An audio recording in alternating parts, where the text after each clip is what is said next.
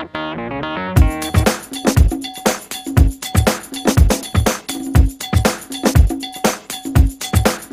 and welcome back to the next session on drugs for ischemia. We have discussed a lot of points in the last session on so many drugs, antiplatelet drugs, anticoagulants, and so on. And now we'll talk about vasodilated drugs and some other drugs which are used in prophylaxis of prevention of future attacks of ischemia. But we basically start with nitrates, and again I have Dr. Suresh with me, who is an internal medicine specialist and has agreed to be with us on this show. I thank him again for being with us. Thank you. And we start discussing about nitrates, and then move up with a few other drugs like beta blockers, calcium channel blockers, and so on. Okay, so nitrates are vasodilated drugs, and these are non-specific smooth muscle relaxants. Okay, so nitrates basically come from firework factories because that's where the origin lies for making up so many fireworks and so on. So the origin lies from that side, but eventually it was noted that they also have vasodilatory effect, and that's the point that they were utilized for so many conditions in medicine. So they come from that side. So they are non-specific smooth muscle relaxants, and what they do is that they will cause a release of endothelial relaxing factor, which is nitric oxide, which has an impact on increase of cyclic GMP within the cells. That's intracellular second messenger system, which in turn will decrease the percentage of calcium within the cells, and which will cause a vasodilatation, smooth muscle relaxation, because calcium is important for interaction of the contractile elements within the cell. So that's the short way of how I can describe you the effects of nitrates. Now remember that nitrates basically act on to the preload, that is the venous side of the body, arterial venous side of the circulatory system. Now why that should be the thing is, the reason being nitric oxide or enzymes which are responsible for the actions of nitrates are more, the number is more onto the venous side. So that's why the preference is for the venous side. So they decrease the preload, and that's the basic mechanism of how they cause decrease in the consumption of oxygen by the myocardium. So that's the preload that is affected due to vasodilatation of the venules, pooling of the peripheral blood, decrease in the preload, and that's the reason that you have less of pain, as well as, I should say, less of consumption of oxygen. So that's the basic mechanism of action. But having said that, they also have an impact on the arterial slide. They do cause vasodilatation of the arteries, but that should be the minimum component, the minor way of how their action is related to. They will also cause improvement in blood flow to ischemic zones of the myocardium. Now that's the third way of their action. Redistribution of coronary blood circulation with increased perfusion of subendocardial areas that occurs with nitrates, in addition to dilatation of veins and the arteries. They also have a dilatation effect on the large coronary arteries. So that's the fourth way of how they act. That's one thing that needs to be remembered as far as mechanism of nitrates is concerned. Now they also help in development of anastomosis between arteries in myocardium, but that's only the effect that you will come to see if you're taking nitrates for a very long time. They decongest lungs to a minimal effect by shifting blood to the periphery. So that's one way of dealing with the congestion of the lung that might happen if the patient goes into failure, but that again is a minor pathway. They also have an action on platelets by anti-aggregatory property, by increasing the cyclic GMP within them. So again, anti-platelet action, but again a minor component of their action. Now remember, nitrates on chronic administration will increase exercise tolerance in patients with ischemia of the heart. That needs to be remembered as far as nitrates are concerned. And remember that all organic nitrates are lipid soluble. So one of the best ways of giving them is by sublingual route. You also bypass first pass metabolism by giving it by sublingual route. So that's one of the things, because you require these drugs to act, I should say, very quickly, because they are rescue medications at times of acute attacks of angina, MI and so on. So you need to have those things effective within a few minutes. So that's where these all drugs lie. But again, their absorption is well to do. Except for mononitrates, all other nitrates will have extensive first pass metabolism. The reason being, mononitrate is already a metabolite, so it cannot be further metabolized, I should say. So its first pass metabolism is less as compared to others. As far as side effects of these drugs are concerned, then headache is a thrombing headache which comes with nitrates after the first dose and remains. A tolerance developed to headache over a period of time. So that's one of the things that one needs to remember as far as nitrates is concerned. That also attributes to vasodilatation within the intracranial systems, circulatory systems within the body. It can cause flushing, palpitations, sweating.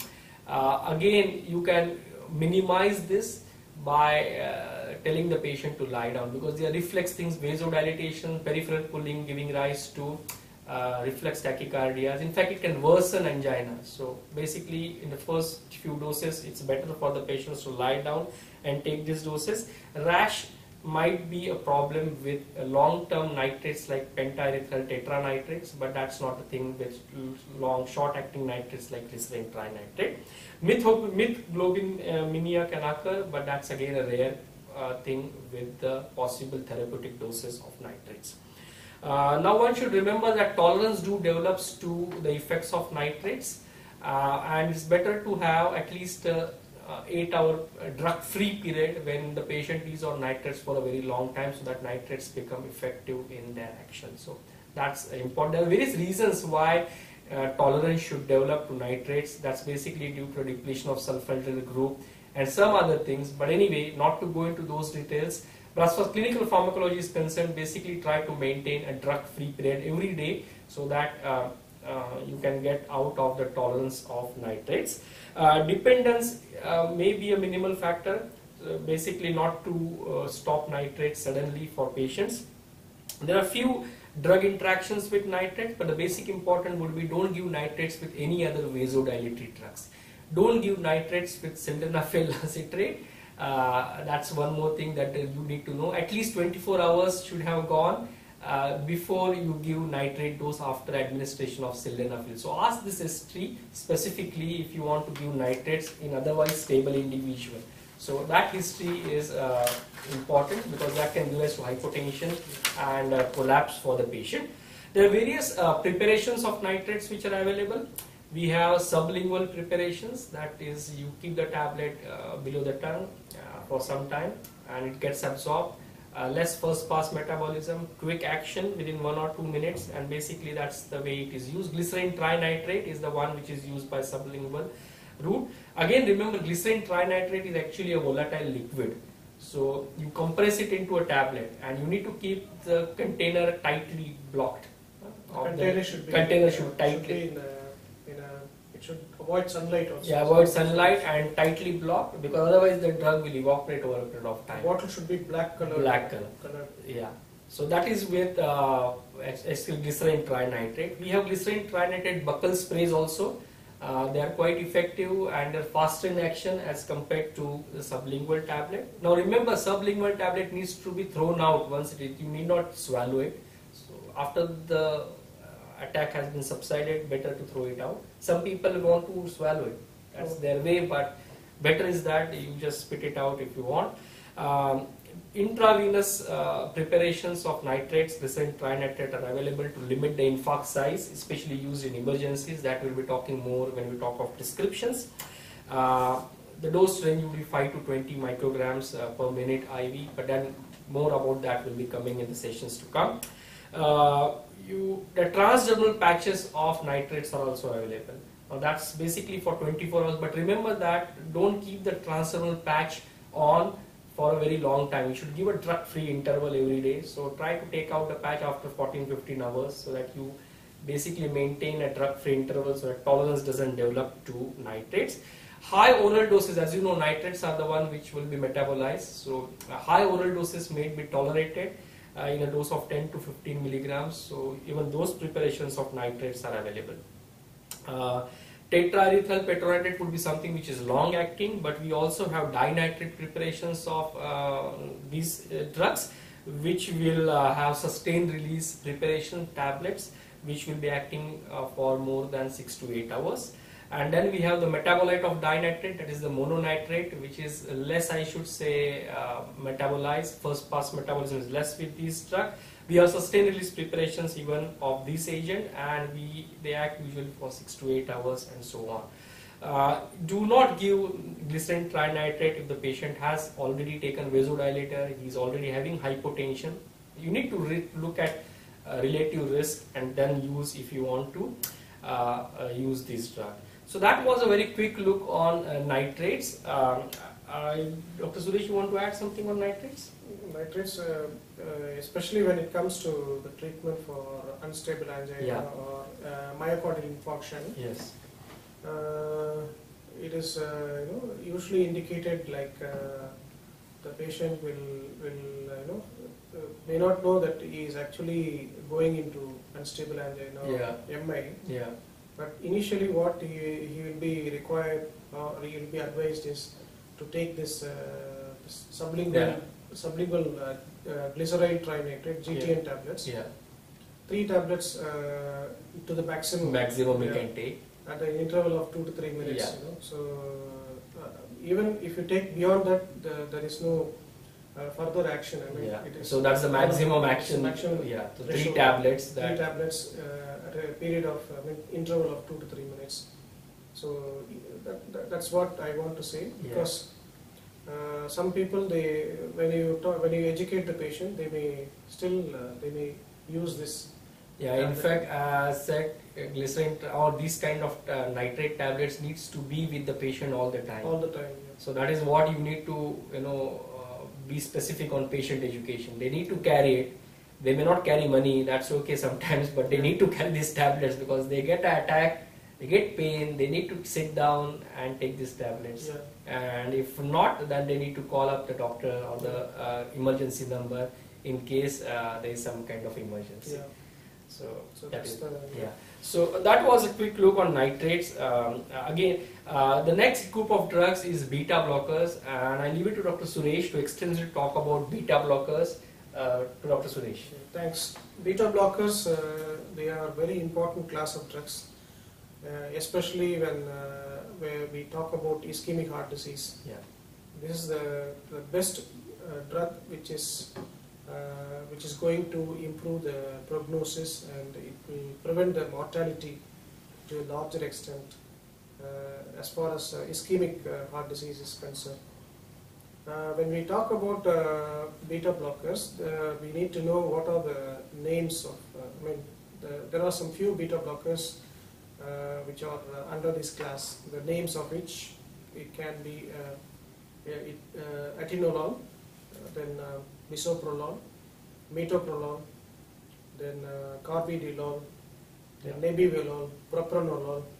So these are beta one specific. Beta, yeah. There are non-specific non-specific beta blockers like propranolol also. Yeah.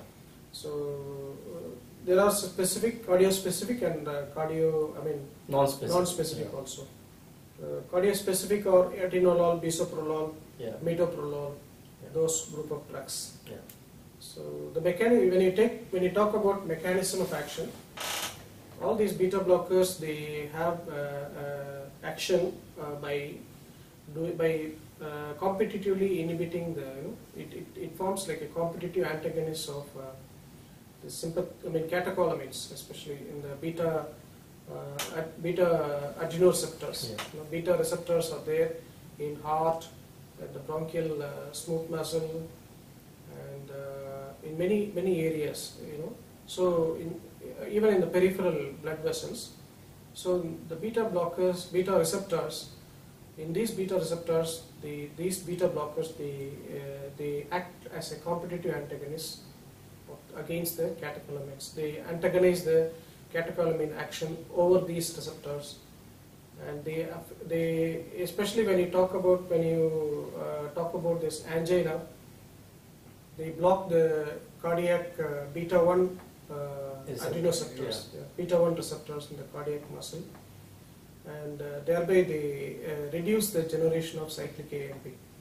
So that is the main action, and by doing so, it causes a reduction in the heart rate, gross reduction. That's the main action. It reduces the cardiac workload by reducing the heart rate, by inhibiting the cardiac pacemaker current in the SA node especially. And this effect is marked mainly during exercise. So when the patient exercises, the normal physiological increase in the heart rate will be blunted. Yeah.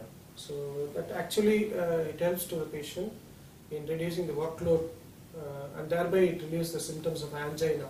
Yeah. And this is one action. The next action is it reduces the force of contraction by the same mechanism, and by reducing the heart rate and also by reducing the force of contraction, it lowers the blood pressure to a great extent. Okay, it lowers the blood pressure due to reducing the stroke volume and as well as the cardiac output. So this drug not only helps in relieving the symptoms of angina, but also it reduces the blood pressure to a greater extent. So this overall, if you look into all these effects, the main basis is reduce myocardial oxygen demand, reduction in the myocardial oxygen demand. And moreover, when they lower the heart rate, it lengthens the diastolic phase. So it gives more time for the filling of the coronaries, and the coronary perfusion will be more for, since it is since it decreases the heart rate. Yeah, so you get more time for the more time for the coronary perfusion. Yeah. And that effectively increases the oxygen supply to the heart. Yeah. And certain beta blockers, they have some more additional properties other than what I mentioned before, like reduction in the incidence of unwanted side effects, or enhancing the BP lowering actions, like especially when you talk about cardioselective beta blockers like atenolol, bisoprolol, and metoprolol. They just reduce the heart rate, and they don't cause other problems in the other smooth muscles like bronchial smooth muscle and other especially peripheral arterial smooth muscle. This bisoprolol, metoprolol, they are highly cardioselective, since it is the main site of action is beta 1 receptors. And if you talk about the non-selective ones like propranolol, they have equal or greater antagonist activity at the beta 2 receptors. So not only in the beta 1 receptors in the cardiac, but also they have blockade action in the beta 2 receptors in the vessels, and they are referred as non-selective, as I told you. And this cardioselectivity, when you talk about cardioselectivity, it's mainly dose-related, dose-related effect, and with progressively more beta 2 blockade at higher dosage. So the first, even the cardioselective beta blockers, they can cause because they always overlap. Yeah. Even in higher doses, they can be, they can cause beta 2 blockade also. So even atenolol, as far as when I give to patients who are having asthma or COPD, you need to be careful. You need to be careful. The reason is these all receptors, after all, it's not a body, it's not a watertight compartment. Yeah. So it's always overlap, because again remember that these are all adrenoreceptors. So yeah. They will have a few things which are common to each other. Yeah. That overlap will cause this kind of a side effect. And that's why even non-selective beta blockers also can cause certain effects which are generalized. But then again, the dose type of the patient, variability, genetics will play a role. Yeah. Yeah. So we need to be careful, though theoretically we Yeah, say theoretically it is we possible. say cardioselective. Yeah. In higher doses, they may also cause beta 2 antagonist action. Yeah. When you talk about side effects of beta blockers, there are a lot of side effects. It can, the main side effect which I want to tell you in the beginning is it is not a good drug when the patient develops severe form of cardiac failure, especially the grade 3, class 3 or grade 3 cardiac failure, and grade 4, which actually leads to acute pulmonary edema. So if there is poor LV dysfunction leading to grade 3 or grade 4, then it is better not to withhold or withdraw this drug when high sympathetic activity is necessary to maintain the cardiac output. So in the initial phase of initial stages of cardiac failure, stage 1, stage 2 and stage 3A, until that stage we can safely use, of course with close monitoring, this beta blockers, beta 1 selective blockers. However, there is a paradox that when we use at low doses with gradual dose titration of beta receptors antagonist, it's a main part of core therapy for heart failure.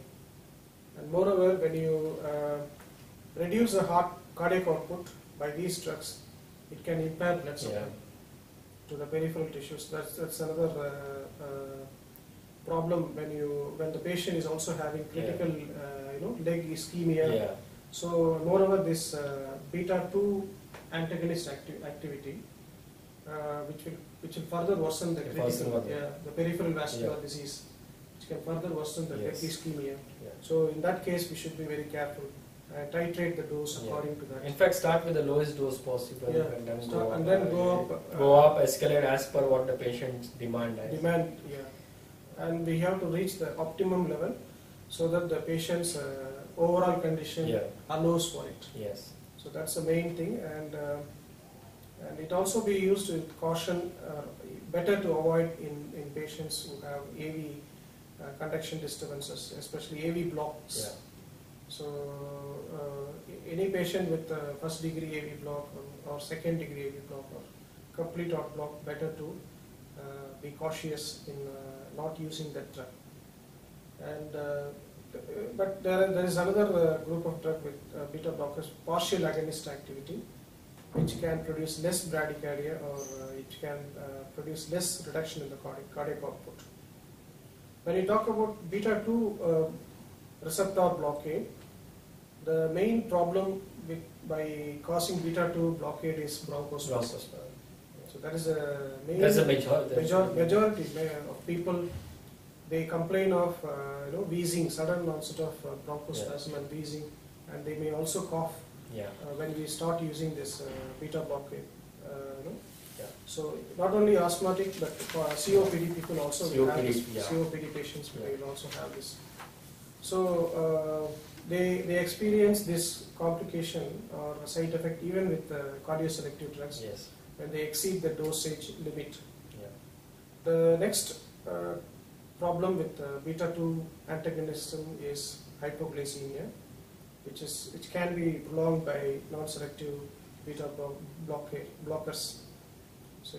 So that's why it is not a best. It cannot be called as a best drug in a patient with diabetes because of hypoglycemic unawareness, and once they have this problem of autonomic neuropathy, the patient may not be aware that he is going into hypoglycemia. Hypoglycemia, that's a main problem, and moreover, this gluconeogenesis, when he's going into hypoglycemia, there are a lot of compensatory actions which take place in our body, that such as gluconeogenesis, and this gluconeogenesis, the whole process is dependent on the beta 2 stimulation. Beta 2 receptor stimulation in the liver. So that is being affected, that's already being inhibited by the drug, and this gluconeogenesis will not be carried out, and it will be blunted. So that's the main problem with this drug. So it is not the best drug in the diabetic patients. When you talk about CNS effects, these drugs will cause in the initial phase. As soon as you start this drug, they may cause a lot of sleep disturbances, Yeah. vivid dreams, nightmares, hallucinations. So they may come with a lot of stories after starting this drug, and more common with lipophilic drugs. Because they can cross the blood. Because they cross the blood-brain barrier. The more they reach to the brain, the more problems they will have. Yeah. So you need to know which beta blockers are lipophilic. Yeah.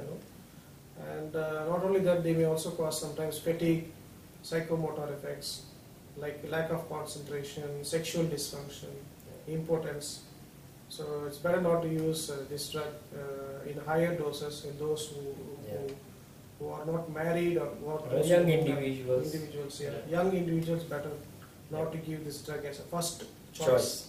Yeah, that is the one thing. And then it has got some effect on lipid levels also. So it is not lipid friendly, we should say, because it raises the plasma level of triglycerides, and it also lowers the HDL level in the plasma.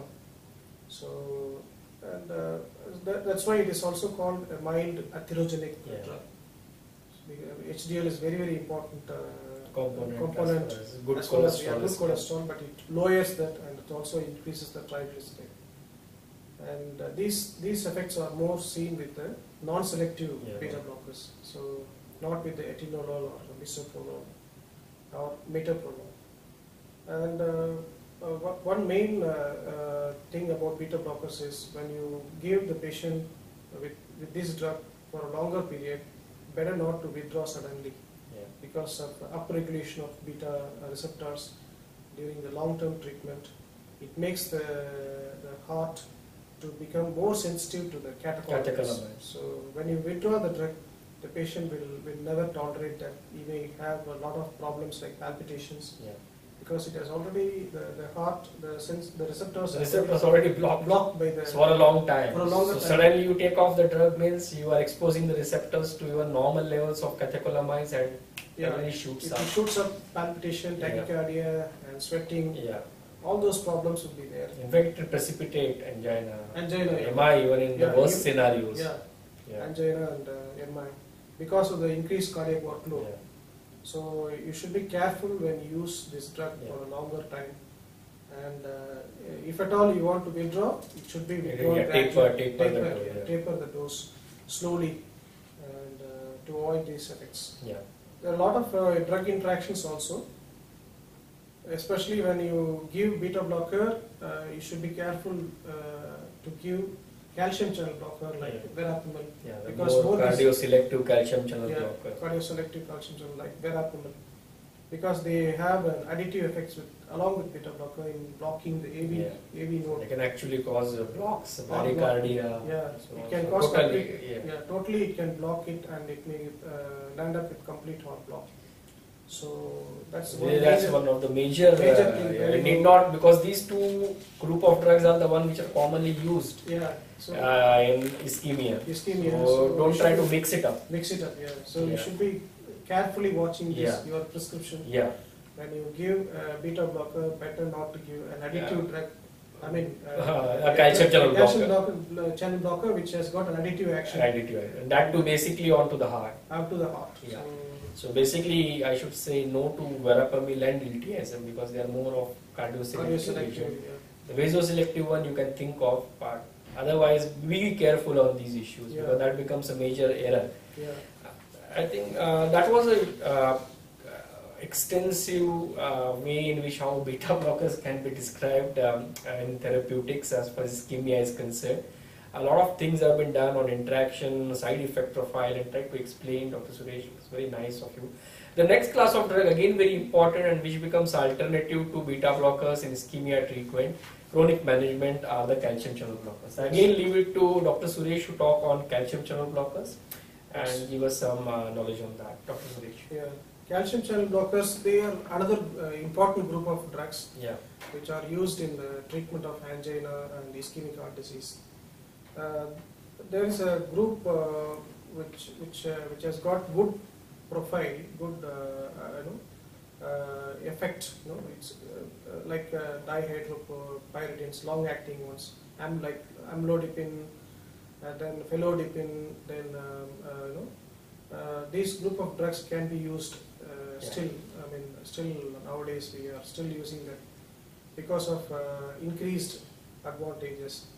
But the short-acting ones nowadays are not so commonly used because of a lot of other problems like hypotension, reflex tachycardia, and all. So we'll talk about the disadvantages and advantages later. But first, let me tell some few examples of calcium channel blockers. Calcium channel blockers, there are two subgroups. I mean, based on the pharmacological classification. One is dihydropyridines, and the other group is non-dihydropyridines.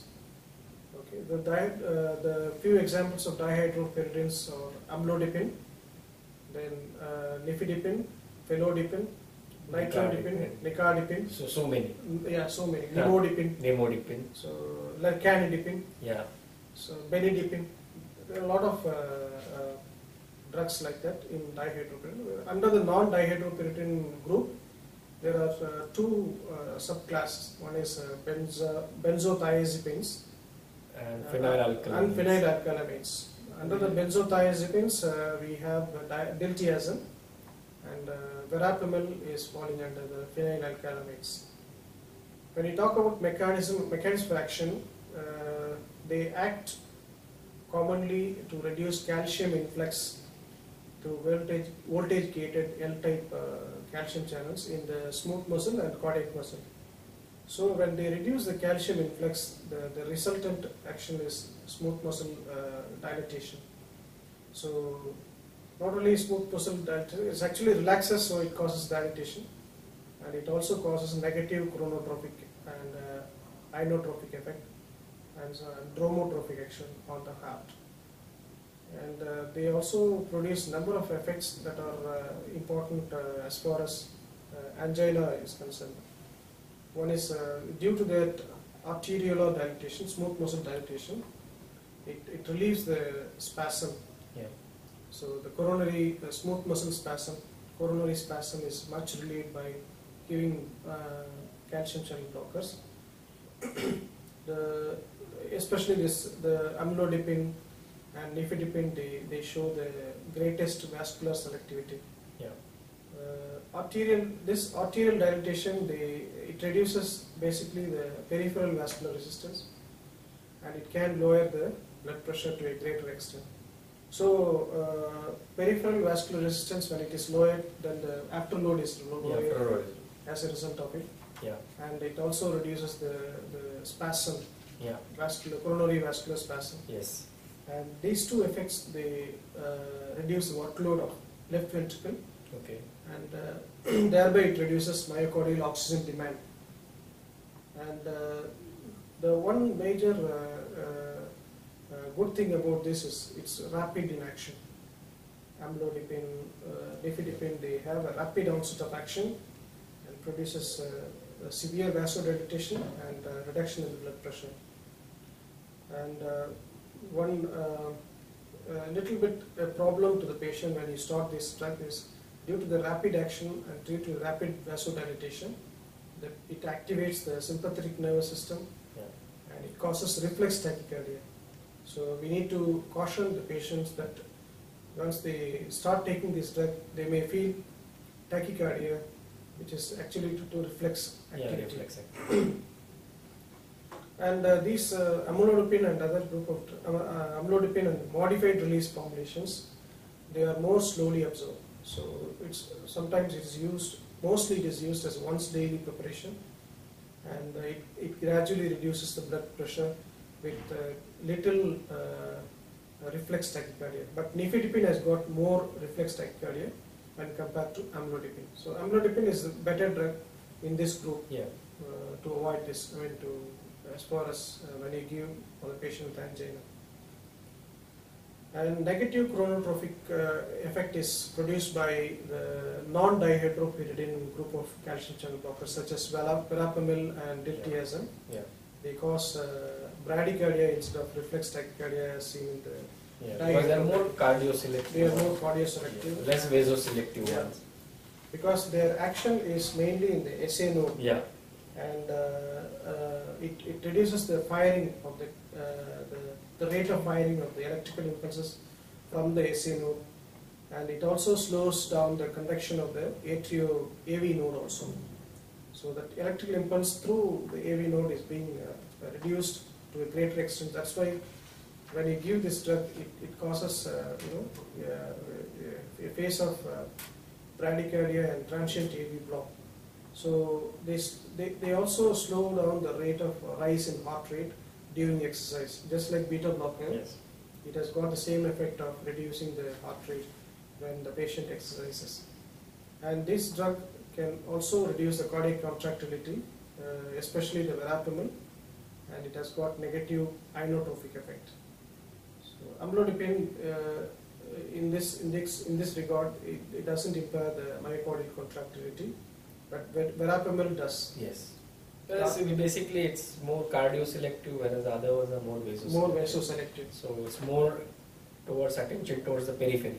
Verapamil is more towards the heart. Heart. Yeah. The other side effects of calcium channel blockers include headache, flushing, dizziness because of the vasodilatation, peripheral vasodilatation. Yeah. Just like nitrates we described. Nitrates, yeah. They cause severe dilatation. vasodilatation. So the patient should be warned of this sudden headache, flushing, and dizziness because of the peripheral pooling of the blood. Yes. Vasodilatation, they may have this problem. Yeah. So though there is some tolerance occurring after prolonged continued use, it is seen in the earlier phase of treatment. One thing which is often seen in the clinical practice is some edema. Yeah, ankle edema. Yeah. Especially when you use this the more vasoselective group of drugs, amlodipine or nifedipine. Yeah. They cause this, especially nifedipine. I see many of patients with peripheral edema. More ones, the ones which are the ones recently introduced with less, but more with nifedipine. More with yeah. So, but this edema it won't subside with the diuretics. So we need to explain to the patient when they come with this edema, we have to calm the patient, saying that it is due to drug, and it is basically it's due to increased transcapillary hydrostatic pressure. Because it's going, the fluid is going in the line of gravity. Yeah. These are unavoidable side effects, and it is commonly seen with dihydropyridine group of drugs. And there is reduced contractility, cardiac contractility, and this reduced cardiac contractility can precipitate cardiac failure. Yes. In those people who are having poor LV dysfunction. So the drug calcium channel blocker, which is slowing the contractility of the heart, is verapamil. So we need to be cautious when you use the verapamil. So verapamil should not be used in patients who have poor LV function, because of this problem of precipitating cardiac failure. And as I told you before, tachycardia, palpitations, they are more seen with dihydropyridines with rapid release formulations, and bradycardia and heart block are more seen with the diltiazem and verapamil. Yeah. So we need to clear about these two variations in the same group of calcium channel blockers. And gut, when you talk about GI side effects, constipation is seen mostly with verapamil, but not so common with diltiazem. And nausea and heartburn is more commonly seen with amlodipine. Nifedipine, one major side effect is maybe with prolonged use is gum hyperplasia, which is also seen with other drugs. So gingival hyperplasia, which we need to just think about when you give nifedipine on a longer run. Drug interactions, as I told before, verapamil, diltiazem, it slows down the heart rate, so leading to AV block. So it should not be combined with the beta blocker. We are stressing this point again and again. Because it's a major thing. Because it's a major thing, because you can induce iatrogenically a heart block. In a normal patient who is fine otherwise. And don't also give when the patient is on digoxin. Yeah. This verapamil and diltiazem should not be given in those with digoxin also. And this metabolism, when we talk about metabolism of these calcium channel blockers, they can be inhibited or accelerated by drugs which affects the liver P450 cytochrome enzymes. So there are a lot of drugs which affect these cytochrome enzymes. Those will interact with this group of calcium channel blockers. So we need to keep this in mind when you give the prescription of these calcium channel blockers. So I think that was again extensive elaboration on calcium channel blockers. And the two major group of drugs like beta blockers and calcium channel blockers have been discussed. The next in the line are a few agents which are recently, they are into practice, but there is a huge benefit of using them as add-on therapies for prevention of attacks for angina and so on. So the first of that is the potassium. It is a potassium channel activator, and it stimulates the guanine cyclase to increase formation of cyclic GMP. And the cyclic GMP in turn, as its second messenger, activates the protein kinases inside the cell, which phosphorylates and inhibits the GTPase RIO activity within the cell. So it decreases the activity of RIO kinases.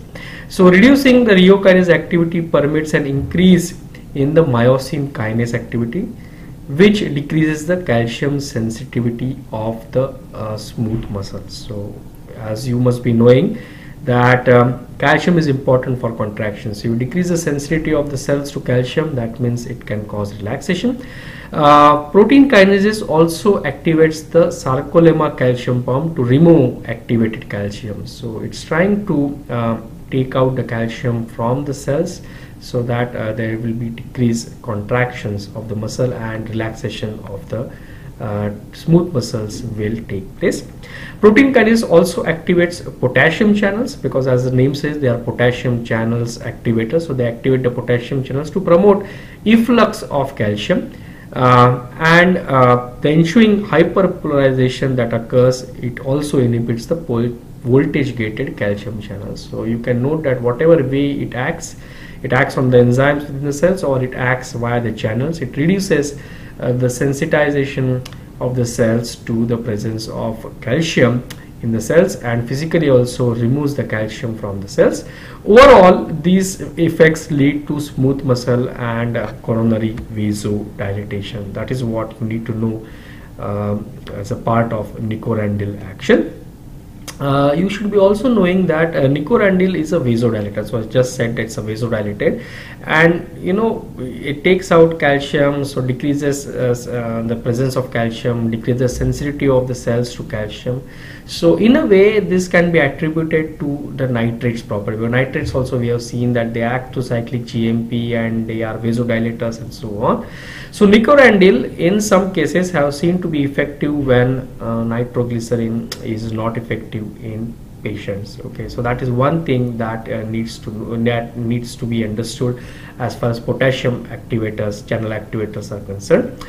Studies have shown that potassium channel agonists or activators causes pharmacological preconditioning and provides cardioprotectivity against ischemia. So that is one thing. So it will protect the myocardium from the effects of ischemia. There is one more thing that you need to know, that nicorandil also activates this potassium ATPase channel within the mitochondria of the myocardium cells. That also helps in cardioprotective activity, but the entire mechanism of that is unknown. So you also need to know that it not only decreases sensitivity of the cells to presence of calcium, it also helps in physically driving the calcium out of the cells or within the sarcoplasm, pushes it within the sarcoplasm. But at the same time, you should also know that it is cardioprotective in action, and that can be attributed to the potassium ATPase agonist pump at the myocardium level. So this is about potassium channel activator. It always goes as an adjuvant therapy to either beta blockers or calcium channel blockers in treatment of angina, stable angina. There are few side effects like flushing, palpitation, weakness, vomiting, which are associated. But recently, it has also been seen that some kind of perianal, ileal, or peristromal ulcerations are also noted with the potassium channel activators. Severe toothache and nasal congestion has also been reported. Now, what I also remember is that potassium channel activators are also used in some other cases because they are vasodilatory drugs. So, for treatment of baldness, ointments, the topical preparations, I should say, of Nicorandil are also used for regrowth of hair on the scalp and so on. So, these are few other uses of Nicorandil apart from the CVS use in ischemia. So the next group of drug, which is again a recent drug, is ivabradine. Now it's a novel medication used for symptomatic management of stable angina.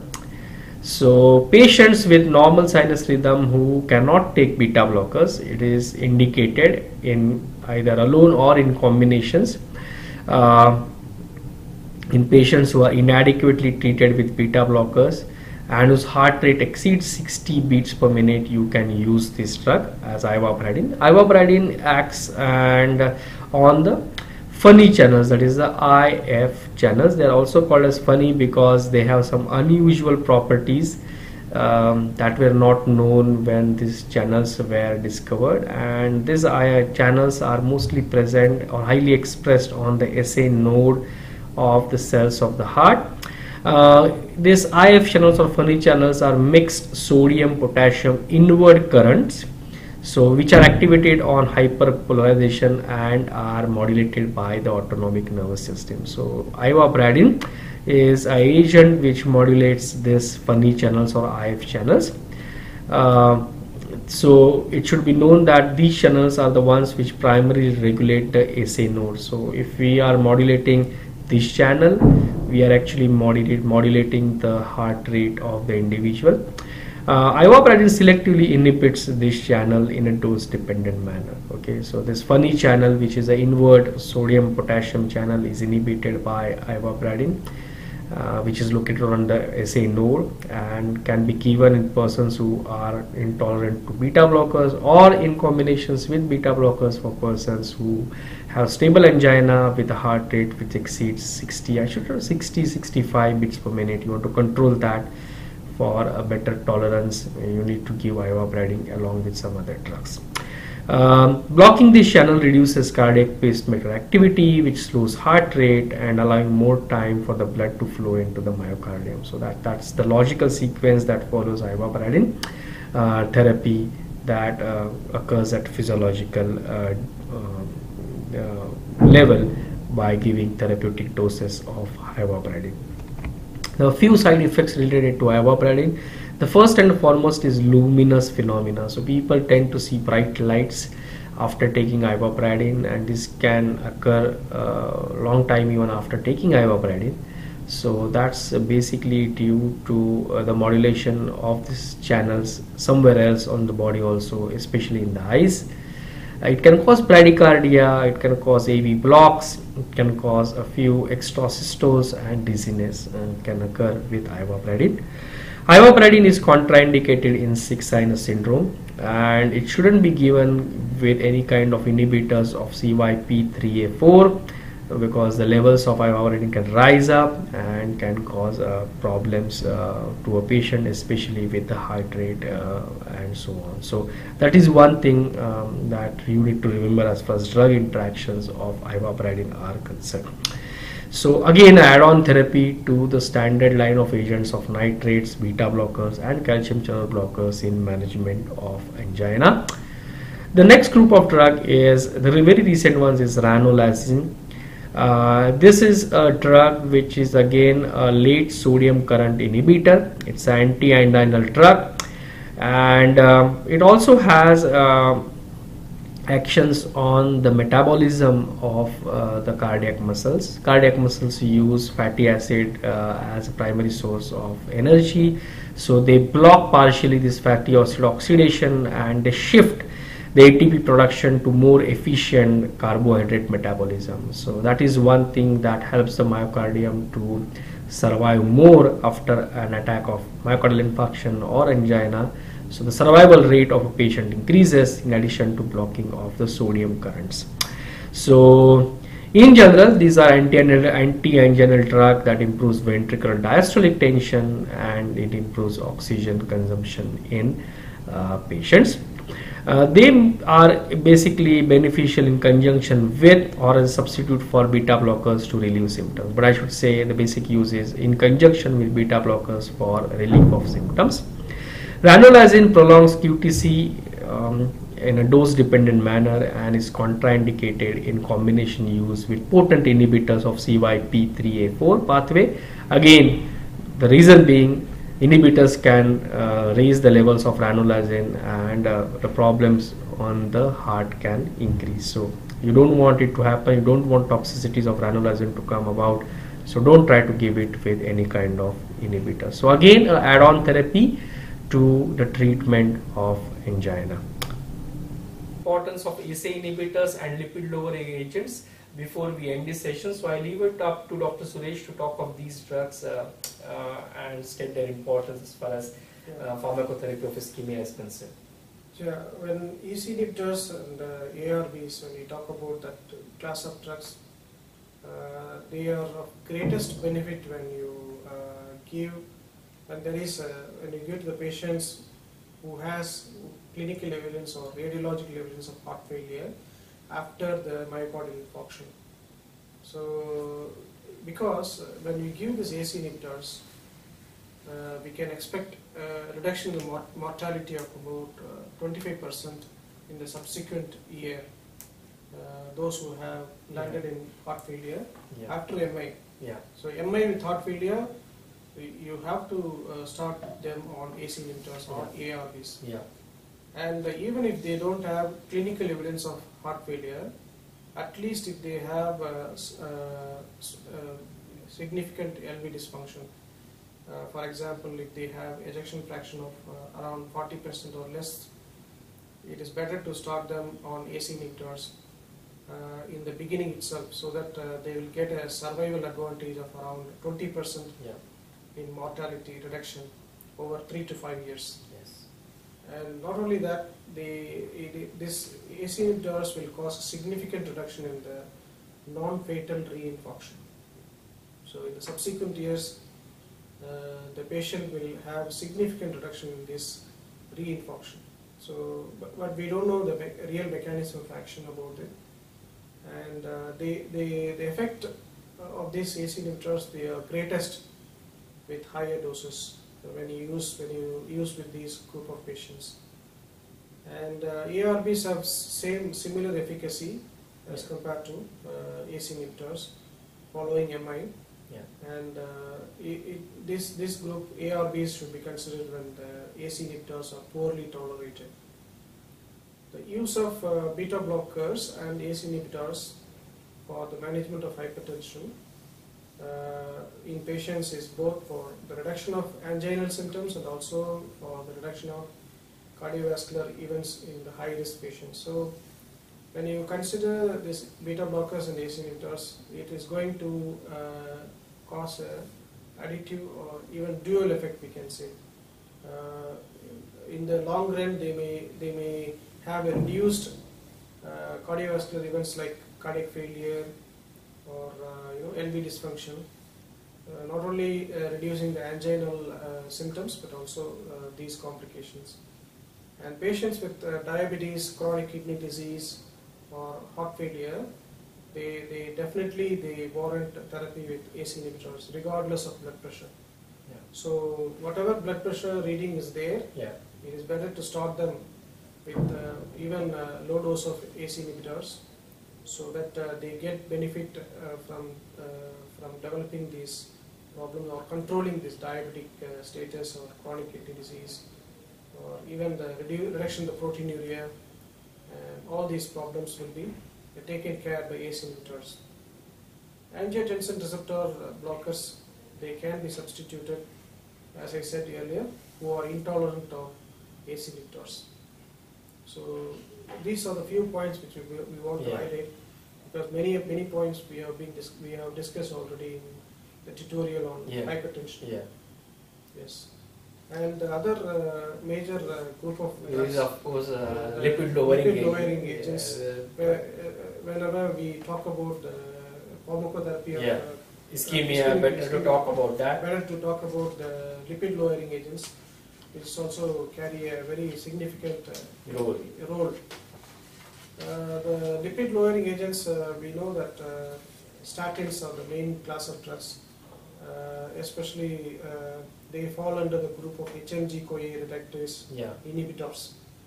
Some few examples of those drugs are simvastatin, lovastatin, atorvastatin. Usually given at night time. Yeah, usually given at 20 to 40 milligrams. To start with 20 milligrams and then escalated to 40. And some drugs are given to the optimal dose, maximum dose of 80 milligrams. 80 milligrams.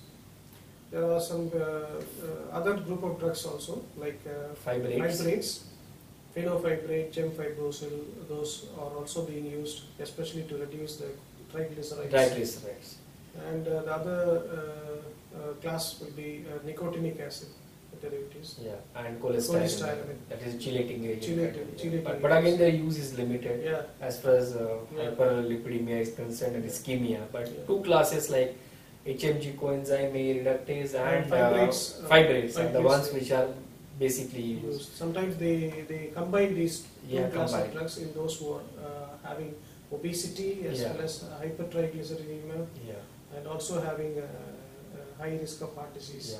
But just the important point which I remember is that one needs to remember that they can cause myositis. So myositis. Statins, the main problem with statins is they cause myositis and myopathy. So that's the only thing we need to monitor. And other than that, they are really safe drugs. They are really safe drugs to give for long term. In the long term. I think that was a very elaborate way of explaining drugs in ischemia. In addition, there is also stem cell therapy, just to mention on that. But anyway, it is not approved in the country where we practice, so we won't be talking of that in much detail. But there is a way out through that, especially in patients who already have suffered from MI and want to improve their chances of survival. The therapy lies, there is a potential for this therapy. There is one more thing which I want to tell: anti-inflammatory action. Because atherosclerosis is it will induce a series of inflammation. So they postulate, some theories are being postulated that this atherosclerosis whole process is being initiated by some inflammation caused by some triggering factor for like viral. So like chlamydia, or sometimes some group of, so they now thinking of that this triggering activity is causing the whole process of atherosclerosis, and so they consider giving anti-inflammatory drugs. Statin is one of the anti-inflammatory. It has got also anti-inflammatory action, which reduces this or which retards this the whole inflammatory process. And some other drugs like aspirin. But it has what we are giving is low dose aspirin, which has got a poor anti-inflammatory action. So we should also keep that in mind that atherosclerosis is an inflammatory process. So anti-inflammatory drugs can hold the problem. Also hold the problem. Yes. I think that was a quick look at drugs for ischemia. I thank Dr. Suresh for coming here and giving us elaborate insight into drugs which are used for ischemia, especially to do with heart disease, ischemic heart disease. Keep watching. The next session is going to be on prescriptions for ischemic heart disease. Do subscribe. Thank you. Bye. Thank you. Bye.